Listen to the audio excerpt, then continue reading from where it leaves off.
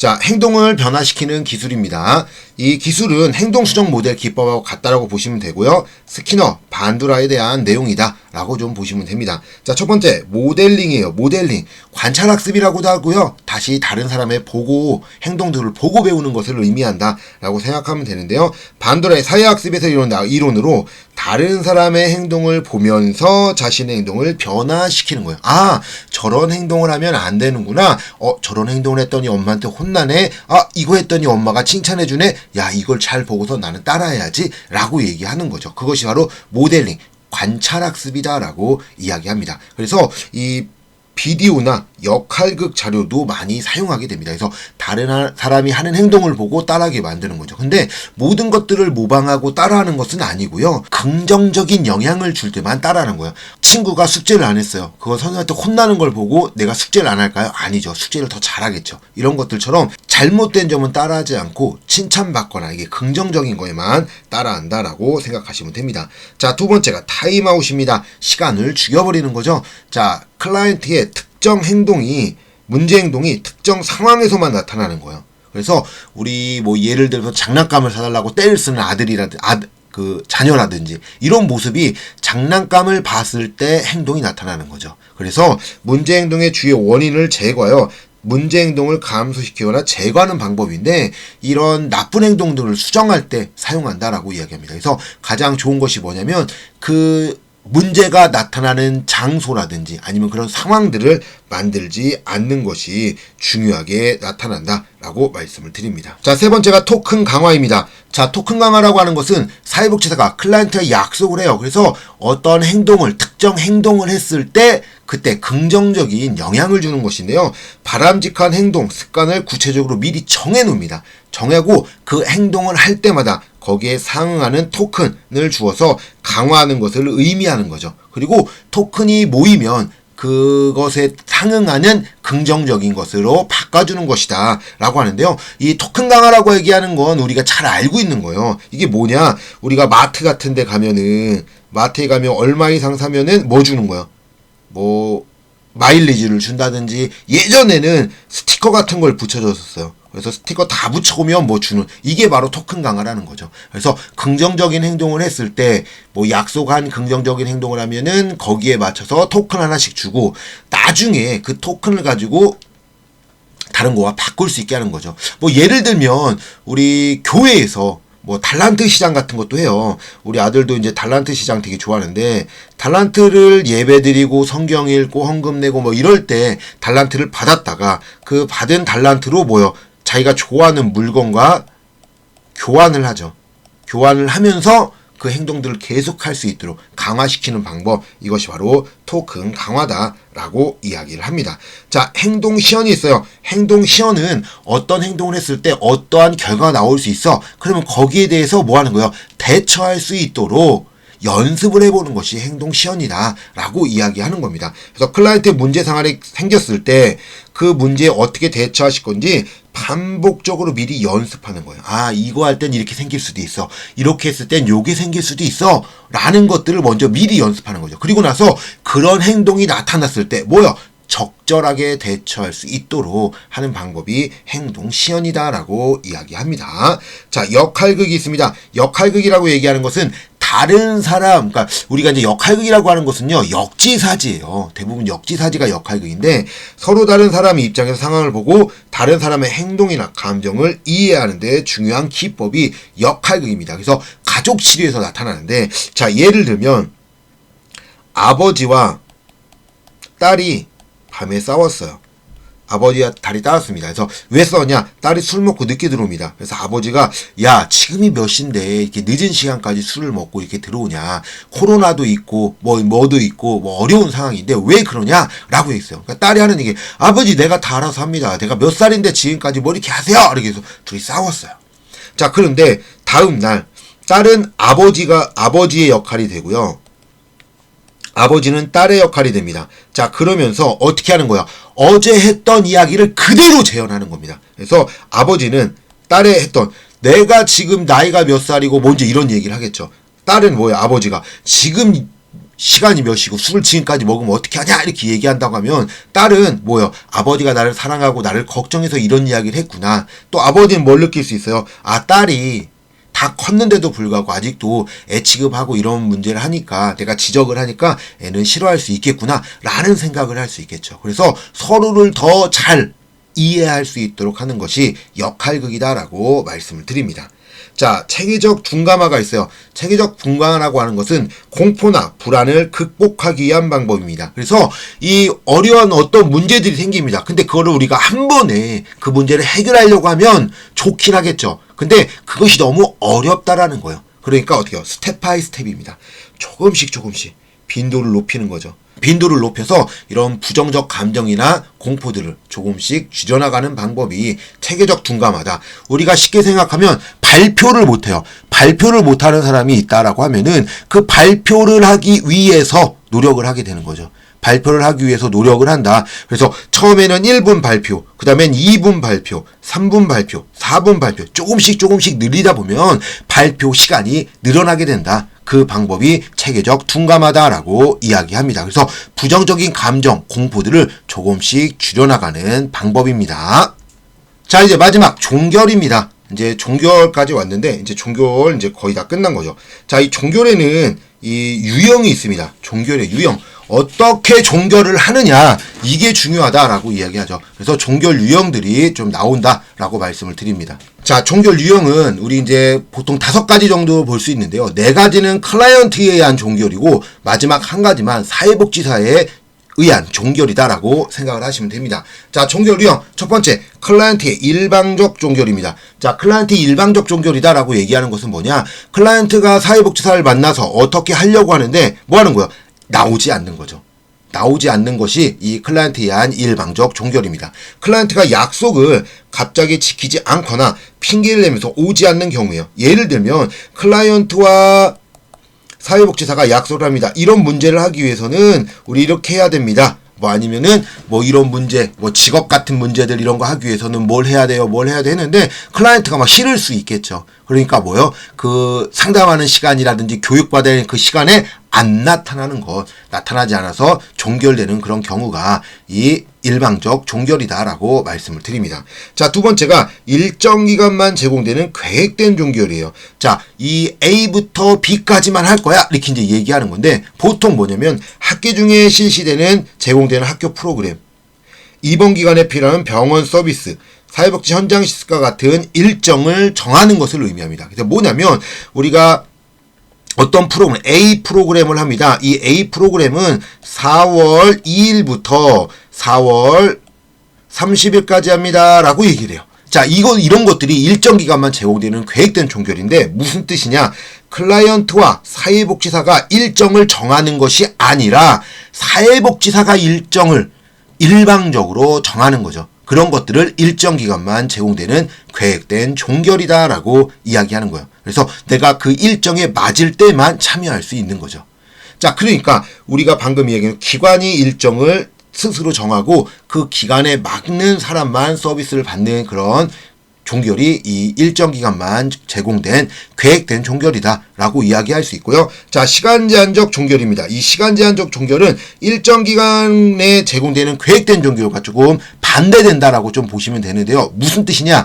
이 시간 제한적 종결은 사회복지사와 클라이언트가 미리 기간을 정하는 거죠. 자, 4월 2일부터 30일까지 합니다라고 기관이 일방적으로 정해놓은 것이 아니라 뭐 하는 거야?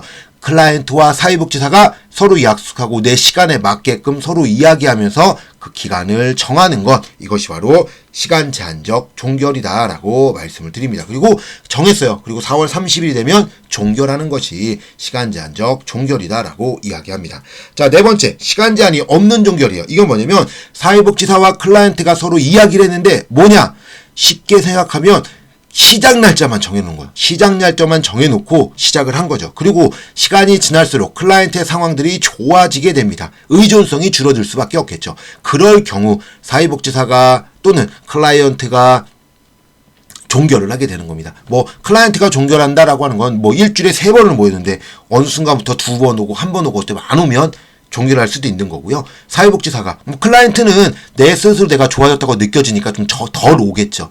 사회복지사는 그걸 보고 변화된 상황을 보고 이제는 뭐 여기까지 해도 될 것 같습니다 라고 얘기하면서 종결하는 것이 시간 제한이 없는 종결입니다. 그래서 시작 날짜만 정해놓은 거죠. 4월 2일부터 시작할게요 라고 해놓고 이 기간이 없는 거였어요. 그래서 5월 달에 끝날 수도 있고 6월 달에 7월 달에 끝날 수도 있는 겁니다.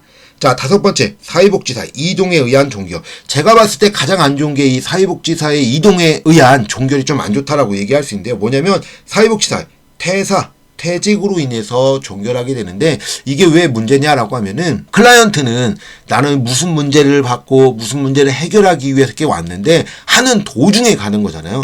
그래서 그것이 이제 좀 제일 안 좋은 종결이다라고 이야기할 수 있겠죠. 클라이언트와 상황이 아닌 다른 외부적인 상황으로 인해서 종결하게 되는 거죠. 이것이 사회복지사의 이동에 관한 종결입니다. 그래서 다른 사회복지사에게 의뢰를 보내긴 하지만 이것이 이제 처음부터 다시 시작해야 되고 클라이언트는 또 버림받았다는 그런 생각을 할 수 있게 되는 것이 이 사회복지사 이동에 의한 종결입니다. 그래서 종결 유형은 일방적, 클라이언트에 의한 일방적 종결, 일정 기간만 제공되는 계획된 종결, 시간 제한적 종결, 시간 제한이 없는 종결, 사회복지사 이동에 의한 종결로 이루어지게 됩니다.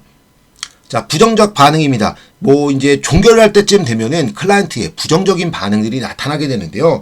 자, 첫 번째, 사회복지사에 매달리는 반응이죠. 선생님, 저는요, 뭐 이렇게 하면 안 돼요, 뭐 하면 안 돼요, 뭐 하면 안 돼요, 뭐 하면 이러면서 계속 그런 종결을 하지 않으려고 하는 그런 사회복지사가 매달리는 클라이언트의 종결이죠. 이런 것들은 부정적 종결이에요. 왜 그러냐면 클라이언트의 상황이 좋아졌음에도 불구하고 계속 매달리려고 하는, 언제까지 매달릴 수 없는 건데도 불구하고 매달리려고 하는 그런 반응이고요. 두 번째, 과거의 문제가 재발했다고 보고하는 경우죠. 왜 그러냐면 선생님 예전에는 이랬었는데요, 이런 게 다시 문제가 생겼어요, 이렇게 됐어요 라고 이제 이야기하는 거. 저 좋아지지 않은 것 같아요 이렇게 이야기하는 경우가 재발했음을 보고하는 경우죠. 자, 새로운 문제를 가져오는 경우, 뭐 선생님 저번에는 A라는 문제 때문에 이랬었는데 이제는 저 B라는 문제가 생겼어요, 이렇게 새로운 문제를 가지고 와서 종결을 안 하려고 하는 거죠. 자, 네 번째가 사회복지사를 대처할 대상을 찾는 경우죠. 선생님이 옆에서 도와줘서 내가 이렇게 사랑할 수 있었고 이렇게 의지할 수 있었는데 선생님이 이제 종결하게 된다면 저는 너무 힘들 것이고 이것이 어려울 것이고 막 이렇게 이제 얘기하는 이런 것들이 이 사회복지사를 대처하는 대상을 찾는 경우입니다. 이런 경우들이 있는데 이런 경우들을 조금 해결을 할 수는 있어야 되겠죠. 그래서 이런 문제가 조금 안 좋다, 뭐 예를 들면 여기서 본다라고 하면 매달린다라고 하면은 계속 이야기하겠죠. 언제까지, 뭐 이런 것들이 있어요. 뭐 대처할 두 가지를 본다면 언제까지 다른 사람의 의지에서 살아가실 거예요. 혼자 스스로 해결할 수 있는 능력을 행사해야죠 라고 이야기할 수 있고요. 뭐 재발했음을 보고한다라고 하면은 아닙니다, 지금까지 이렇게 돼서 훨씬 더 좋아진 상태입니다 라고 이야기할 수 있겠죠. 새로운 문제를 갖고 오면 이 클래스는 종결하고 새로 시작하면 될 것이다 라고 이야기할 수 있습니다. 자, 우리 1번 문제를 보도록 하겠습니다. 자, 사회복지 실천 과정 중 접수 단계입니다. 접수 단계의 주요 과업으로 옳지 않은 것은, 자, 접수 단계라고 하는 것은 문제를 확인해야겠죠. 클라이언트가 어떤 문제 때문에 찾아왔는지 이런 문제를 확인해야 되고요. 두 번째, 우리 기관에서 서비스를 할 수 있는지 없는지 확인해야 돼요. 그 문제를 확인하고, 그리고 우리 기관에 서비스를 줄 수 없다, 의뢰를 보내야 되겠죠. 그리고 서비스를 줄 수 있다라고 하면 우리가 전체적으로 어떻게 할 것이고 이런 내용들 를 이야기할 수 있는 것이 접수 단계죠. 그래서 뭐 비용이 들어가면 비용이 있을 것이다, 아니면 기간은 언제부터 언제까지, 뭐 이제 이런 것들, 이용 절차, 조건들, 뭐 이런 것들을 이야기하는 단계가 접수 단계다라고 해요. 자, 1번, 클라이언트에게 기관의 서비스와 원조 과정에 대해 안내한다. 그렇죠. 우리가 이런 이렇게 해서 이런 문제를 해결할 겁니다 라고 이야기하겠죠.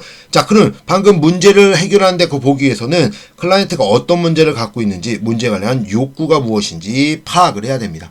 클라이언트가 어떤 욕구를 갖고 있고 그 욕구를 우리 기관에서 해줄 수 있는지 없는지 확인해야 됩니다. 자, 3번, 클라이언트이 기관에서 제공하는 서비스를 받을 수 있는지에 대해 결정한다. 그렇죠. 장애인 복지관인데 비장애인이 왔어요. 그럼 안 되겠죠. 이런 것들처럼 우리 기관에 서비스를 줄 수 있는지 없는지 보고, 줄 수 없다라고 하면 뭐 해야 돼요? 클라이언트를 다른 기관에 의뢰해야 되겠죠. 자, 4번, 초기 면접지, 정보 제공 동의서, 심리검사 등의 서식을 작성한다. 그렇죠. 서식을 작성해야 돼요. 초기 면접지, 우리 이제 초기에 이제 와서 클라이언트가 어떤 상황이냐, 기본적인, 그리고 뭐, 예를 들면 전화번호라든지 뭐 이런 것부터 이제 들어가겠죠. 정보 제공 동의서, 뭐 전화번호 이런 거, 주소 뭐 이런 걸 쓰다 보니 정보를 제공한다는 동의서를 써야 돼요. 자, 심리검사 정답은 4번이네요. 자, 심리검사라고 하는 것. 자, 초기 면접지 정보 제공 동의서는 초기 단계에, 그러니까 접수 단계죠. 초기인 접수 단계에 하는 게 맞고요. 심리검사는 자료 수집입니다. 자료 수집 단계에서 심리검사예요. 그래서 주관적 자료라든지 객관적 자료라든지 뭐 관찰이라든지 이런 것들을 들어갈 때 이 자료들을 사용하는데, 이런 자료들은 자료 수집 단계에서 들어간다라고 이야기해요. 자, 자격 요건, 이용 절차, 비용 등에 대해 상세하게 설명한다. 그렇죠? 얼마가 들어가고 뭐고, 왜 비용 얘기 안 했다가 나중에 비용이 생긴다고 얘기하면 또 싫어할 수 있잖아. 그러니까 처음부터 그런 것들을 하고 이런 것들이 이렇게 들어가는데 거기에 대한 서비스를 받을 것이냐 아니냐 물어볼 수 있어야 되겠죠. 그래서 자료 수집 그 비용에 대한 내용들을 상세하게 설명하게 됩니다. 정답은 4번인데 심리검사는 자료 수집 단계에서 한다. 그래서 자료를 수집할 때 심리검사 뭐 MBTI라든지 MMPI라든지 뭐 이런 검사들을 하게 됩니다.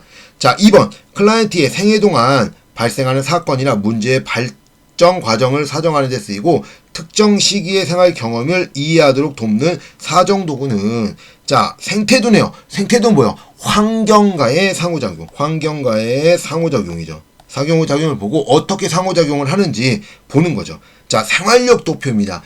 자, 생활력 도표라고 얘기하는 거, 말 그대로 생활력 도표는요, 우리가 어떠한 가족이 딱 만들어지고 그 가족의 어떠한 특정한 시기에 나타났던, 어떤 특정 시기에 나타났던 문제들이 있어요. 그러니까 예를 들어서 뭐 00년에 결혼해서 이제 가족이 만들어집니다. 01년에 뭐 첫째 출생, 03년에 이사 뭐 이런 것들처럼 그 가족에 발생했던 그런 사건, 중요한 사건들, 그리고 나에게 지금 영향을 줄 수 있는 사건들 뭐 이런 게 있을 수 있겠죠. 그런 것들을 조사해 놓는 표가 생활력 도표다라고 얘기해요. 그래서 이런 분들이, 이분은 이때 이런 경험들이 했구나라는 것을 알게 되는 거죠. 그것이 바로 생활력 도표입니다. 정답은 2번이네요. 자, 사회도 요거 집단에서 나오는 거죠.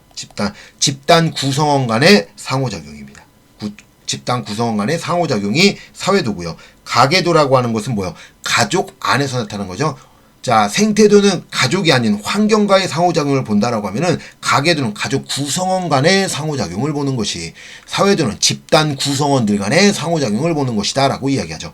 생활주기표는 뭐요? 가족이 만들어지고 영아기 시기, 유아기 시기, 아동기 시기 이런 문제들이 생긴다라고 이제 보는 것이 생활주기표죠. 그래서 생활주기에 따라서 그 생활주기에 나타날 수 있는 내용들을, 발달에 대한 내용들을 이야기해준 의미를 부여하는 것이 이 생활주기표다라고 이야기해요. 그래서 다른 뭐 생태도, 사회도, 가계도, 생활력 도표 이런 거는 뭐 하나밖에 없지만 생활주기표는 학자들마다 조금씩 다르다라고 말씀을 드립니다. 자, 정답은 2번이네요. 생애 경험을 이해하고 뭐 특정 시기의 경험들을 이해할 수 있는 것, 이런 것들은 생활력 도표다라고 말씀을 드립니다. 자, 3번 사정을 위한 질문으로 모두 고른 것은, 자, 주로 언제 그런 일이 생기나요? 그렇죠. 사정이라고 얘기하는 것은 클라이언트의 그 문제들을 확인해서 자료를 수집하고 사정을 하는 거죠. 그때 우리가 이제 사정이라고 하면 좀 어렵죠. 진단이죠, 진단.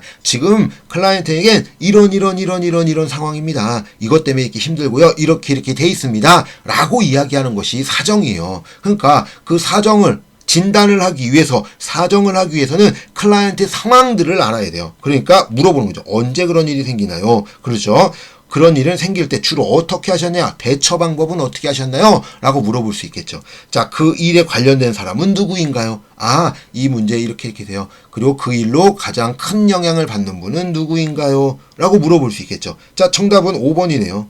기억, 니은, 디귿, 리을 모두 맞는 내용입니다. 그래서 이 사정이라고 얘기하는 것은요, 클라이언트의 다양한 측면을 인식하고 클라이언트를 이해하는 과정이에요. 그래서 필요한 내용들을 다 볼 수 있도록 어떠한 상황인지 전체적으로 보려고 하는 것이 사정이다. 그래서 그 문제에 대한 영향력부터 시작해서 해결책 이런 거 다 물어볼 수 있는 것이 사정입니다. 정답은 5번이네요. 기억, 니은, 디귿, 리을 모두 맞는 내용입니다. 자, 4번 사회복지사가 클라이언트에 개입하는 기술로 틀린 것은, 자, 틀린 겁니다. 자, 감정이입. 사회복지사가 클라이언트의 생각, 감정, 행동들을 이해하고 있다는 것이다. 그렇죠. 감정이입이니까 뭐요? 그러니까 사회복지사가 클라이언트의 생각 이런 것들을 똑같이 생각하는 거죠. 아, 정말 힘들 수밖에 없었구나. 그럴 수밖에 없었구나. 이런 걸 이해할 수 있도록 하는 것이 이 감정이입이죠. 자, 재보증.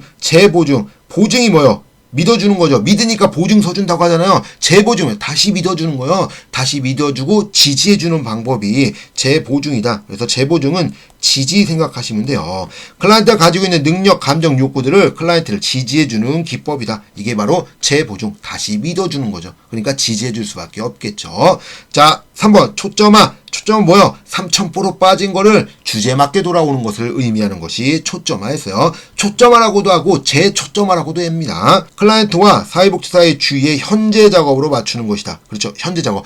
아버지, 이제 어머니 얘기 그만하시고 자녀 얘기 해주세요. 이렇게 얘기할 수 있는 거죠. 이런 것들처럼 현재 작업. 그러니까 현재 작업이라고 하지만 주제예요, 주제. 우리가 문제를 해결하려고 했던 그 주제들이 있죠. 그거에 맞추는 겁니다.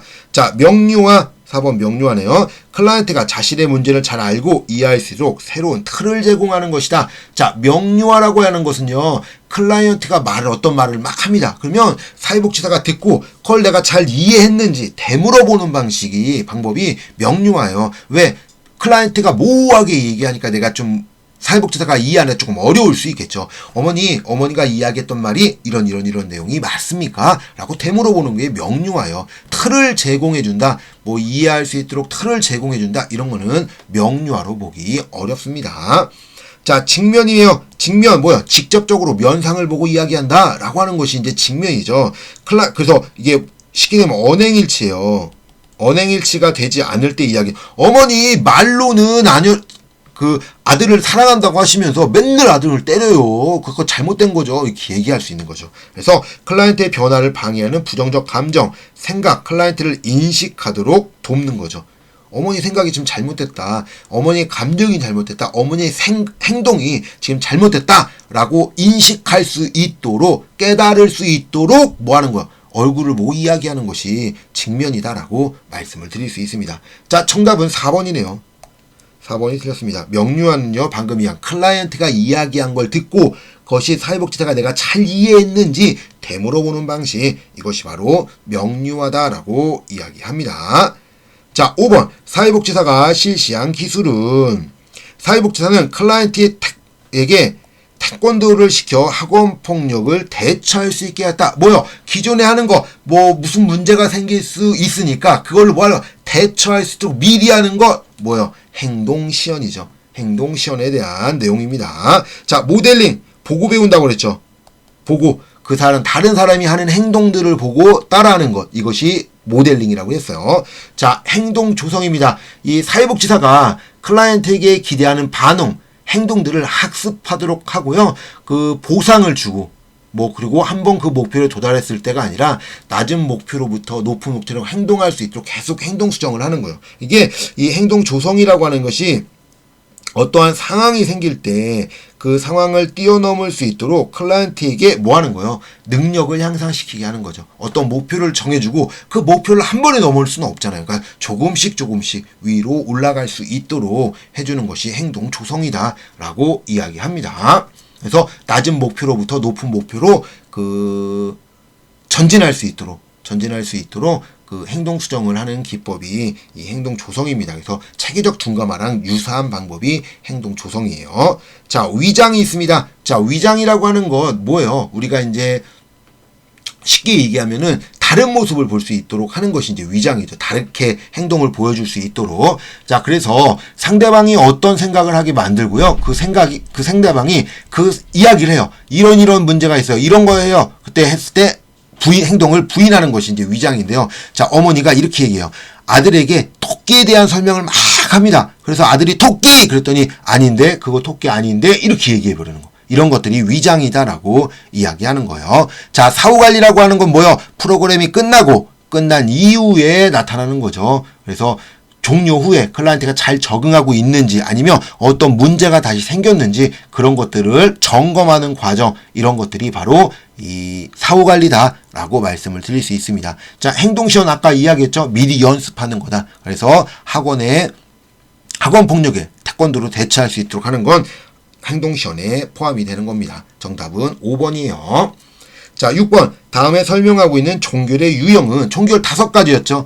그 5가지에 대한 종결이었는데 A씨는 병원에 입원하고 치료를 받는 중 병원 사회복지과에서 프로그램을 진행한다는 공고를 보고 프로그램에 참여하기로 결정하였다. 자, 그 일정을 누가 한 거예요? 클라이언트와 사회복지사가 결정한 게 아니라 일방적으로 어디서요? 사회복지과에서 프로그램 일정을 정한 거죠. 그리고 내가 그 시간 되네 라고 해서 참여하는 거 일정 기간만 제공된 계획된 종결이다 라고 이야기할 수 있겠죠. 정답은 4번이네요. 자, 클라이언트에 의한 일방적 종결 뭐예요? 안 나온다고 그랬죠. 클라이언트가 프로그램을 해야 되는데 안 나옴으로써 종결되는 게 클라이언트의 일반적 종결. 자, 시간 제한적 종결. 클라이언트와 사회복지사가 시간을 정해놓고 그 시간에 맞춰서 끝나는 것이 시간 제한적 종결. 시간 제한이 없는 종결은 시작 시간만 만들어 놓고 종결 시간을 만들어 놓지 않고 종결하는 것이 시간 제한적 종결이죠. 시간 제한이 없는 종결이죠. 자, 사회복지사가 이동에 의한 종결. 사회복지사가 이동을 한다는 거죠. 퇴사로 인해서 종결할 수 있도록 하는 것이 이 사회복지사 이동에 의한 종결입니다. 그래서 병원 사회복지과에서 프로그램을 진행해서 만들었던 거기 때문에 일정 기간만 제공된 계획된 종결입니다. 자, 이제 7번 문제입니다. 다음은 사정 결과를 요약한 것이다. 사회복지사가 이후 단계에 먼저 수행해야 할 과업은 경제적 도움으로 요청하여 기관된 접수된 클라이언트는 성장기 학대 경험과 충동적인 성격 때문에 가족 및 이웃과의 갈등 문제가 심각하게 겪고 있다. 배우자와는 이혼 위기에 있고 근로 능력은 있으나 근로 의지가 없어서 실직한 상태이다. 자, 우리 쉽게 생각하면 클라이언트에게 이제 복잡한 문제들이 있습니다. 여러 가지 문제죠. 그 여러 가지 문제가 있기 때문에 그 문제들을 해결하기 위해서 노력해야 돼요. 그러면 어떻게 될까요?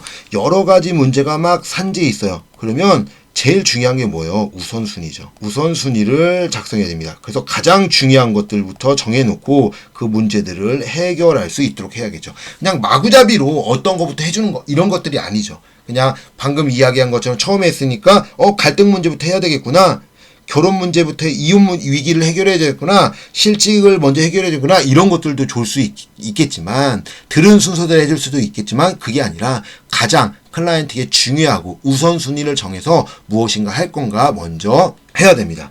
자, 이혼 위기에 접근하기 위해 부부 상담 서비스를 제공한다. 뭐 그럴 수 있겠죠. 이 위기에 있으니까 부부 상담을 서비스를 제공할 수는 있으나 이게 이제 가장 중요한 것이 아닐 수가 있겠죠. 두 번째, 이웃과 갈등 문제 해결에서 분정조정위원회에 의뢰한다. 그렇죠. 이것도 할 수는 있어요. 그러나 방금 이야기한 것처럼 갈등 문제가 우선순위가 아닐 수 있다는 거예요. 이혼 위기가 우선순위가 아닐 수 있어요. 자, 원인이 되는 성장기 학대 경험에 대한 치료부터 시작한다. 요 치료가 우선순위가 아닐 수 있다는 거예요. 자, 4번 근로의욕을 높이기 위해서 프로그램에 참여하도록 한다. 뭐 근로의욕 높이기 위해서 뭐 기술적인 필요 이런 것들을 프로그램에 참여할 수 있지만 방금 이야기한 것처럼 어떤 것이 우선순위인지 모른다는 거죠. 자, 5번 클라이언트와 함께 다루고자 하는 문제의 우선순위를 정한다. 그렇죠. 정답은 5번이네요. 우선순위를 먼저 정한 이후에 클라이언트가 생각할 때 나는 직업이 중요해요. 아니면 예전에 있었던 성장이 있었던 학대가 더 중요해요. 이렇게 하면서 변할 수 있겠죠. 이런 것들처럼 그냥 무조건 프로그램을 진행하는 것이 아니라 클라이언트가 이야기하는 그런 것들 중 다양한 문제 중 우선순위를 선정해서 그 순서대로 설정하는 것이 중요합니다. 정답은 5번이네요. 자, 이제 8번 문제입니다. 노인복지관에서 사회복지사의 접수 단계에 대한 역할로 옳지 않은 겁니다. 1번 가족 간의 상호작용 유형을 조정한다. 자, 가족 간의 상호작용 유형을 조정한대요. 그러면 먼저 뭐냐? 상호작용을 어떻게 하는지 알고 있어야 되겠죠. 상호작용을 어떻게 하는지 알고 있어야 조정하고 수정할 수 있는 거죠. 근데 접수 단계에서는 클라이언트에 대한 기본적인 정보들을 파악하는 거죠. 그래서 뭐 기본 정보라든지 주요 문제라든지 기관에 대한 내용들, 서비스 뭐 경험을 했는지 안 했는지 뭐 이런 정도를 하는 거지, 클라이언트에 대한 문제들을 알고 나서 그것을 해결하는 그런 해결 단계는 아니다 라고 말씀을 드릴 수 있습니다. 정답은 1번이네요. 자, 기관 및 사회복지사의 자신을 소개한다. 그렇죠. 클라이언트에 왔으니까, 처음 왔으니까 그런 내용들을 알려줄 수 있어야 됩니다. 자, 2번, 3번. 클라이언트가 원하는 서비스가 무엇인지 질문한다. 그렇죠. 클라이언트가 무엇을 원하는지, 클라이언트가 원하는 행동들이 무엇인지 이런 것들을 알아야 되겠죠. 그러니까 욕구 파악을 한다 라고 이야기하는 겁니다. 이름과 나이를 확인한다. 그렇죠. 기본적인 정보를 알아야 되니까 이름, 나이를 확인할 수 있겠죠.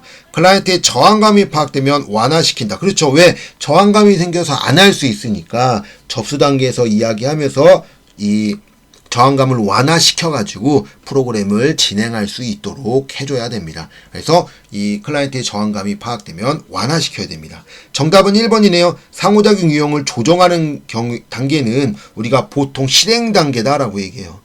실행 단계에서 움직이는 거고, 이런 접수 단계에서는 그렇게 보진 않습니다.